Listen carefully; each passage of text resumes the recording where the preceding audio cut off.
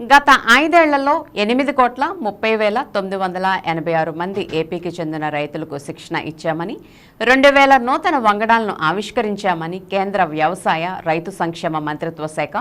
సహాయ మంత్రులు భగీరథ్ చౌదరి, రామ్నాథ్ ఠాకూర్ ప్రకటించారు. పార్లమెంట్ శీతాకాల సమావేశాల సందర్భంగా ఏలూరు ఎంపీ పుట్టా మహేష్ కుమార్ లోక్సభలో బుధవారం అడిగిన ప్రశ్నలకు మంత్రులు లిఖితపూర్వకంగా సమాధానమిచ్చారు.